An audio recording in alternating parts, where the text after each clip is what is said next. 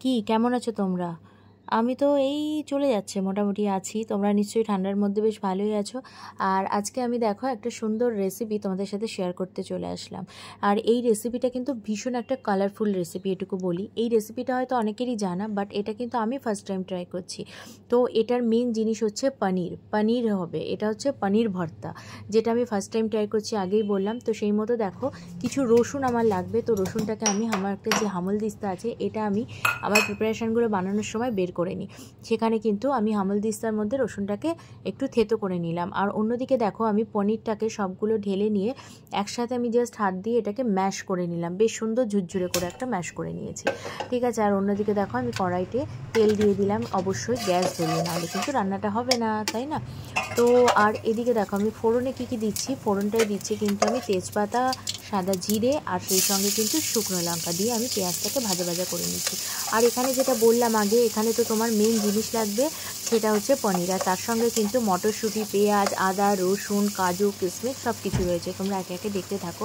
আর জিনিসটা এত কালারফুল না, মানে রান্না করার সময় এত কালারফুল লাগছিল, এটা বাচ্চা থেকে বড় সবারই ভালো লাগবে। আর আরেকটা কথা বলি, পনির ভর্তা এটা আমি ফার্স্ট টাইম খেয়েছিলাম, সেটা হচ্ছে অরুণদার, বেকার শ্রেণী অরুণদার দোকানে। তো তখনই আমার ভীষণ ভালো লেগেছিলো। তো সেই থেকে আমার খুব ইচ্ছে ছিল যে পনির ভর্তাটা আমি নিজে বাড়িতে ট্রাই করব। আর পনিরের রেসিপি দেখবে বাড়িতে কিন্তু পনির, শুধু আলু পনিরের ঝোল, না হলে পনিরের অনেক রকম হয়। তো পনির ভর্তাটা আগে আমি বাড়িতে ট্রাই করিনি। তো খেয়ে যেহেতু ভালো লেগেছিলো, তাই একটু সেখান থেকে একটু জ্ঞান নিয়ে, আমার জ্ঞান নিয়ে, বিভিন্ন জ্ঞান নিয়ে, পাঁচমিশালি জ্ঞান নিয়ে আমি একটু ট্রাই করে ফেললাম।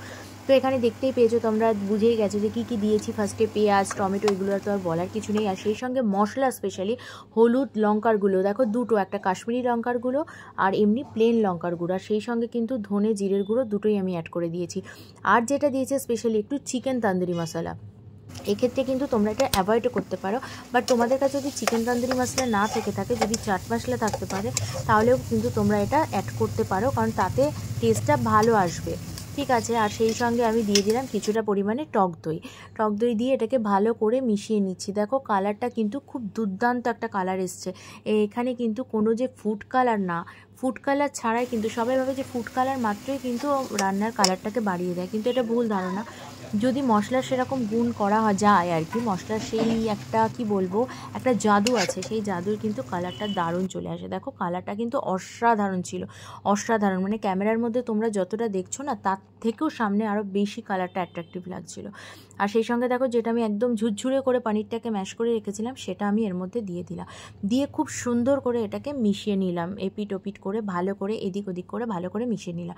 আর এখানে কিন্তু জলের আন্দাজটা খুব ব্যালেন্স করতে হবে, কারণ এখানে কিন্তু জলটা একদমই পরিমাণ মতো দিতে হবে, কারণ এটা যে একদম পাতলা হবে সেটাও না, আবার যে একদম দলা পাকিয়ে যাবে সেটাও না। তো দেখো সেই মতো কিন্তু আমি আন্দাজ বুঝে একটা জলটা দিয়েছি, তোমরা তোমাদের আন্দাজ মতন করে জলটা দেবে। এখানে কিন্তু আমার 200 পনির ছিল, তো দেখো সেখানে আমি জল দিয়েছি। আর সেই সঙ্গে কিন্তু নুন, লবণ, এগুলো তো যে যার স্বাদ মতন তো দিতেই হবে, রান্নার স্বাদ মতন। আর দেখো এদিকে কিন্তু পুরোটা কমপ্লিট হয়ে গেছে, দেখো কি সুন্দর একটা বাষ্প উঠছে।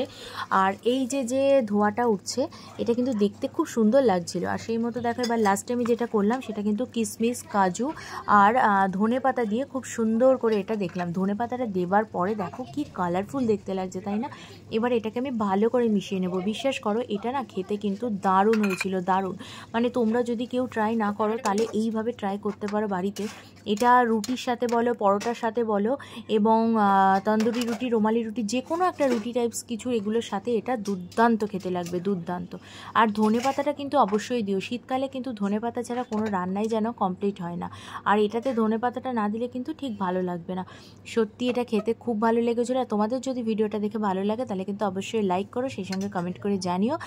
আর অবশ্যই কিন্তু আমার চ্যানেলটিকে ফলো করে রেখো। আর যারা ইউটিউব থেকে দেখছো, তারা কিন্তু চ্যানেলটিকে সাবস্ক্রাইব করে রেখো। চলো তাহলে আজকের মতো এইটুকুই।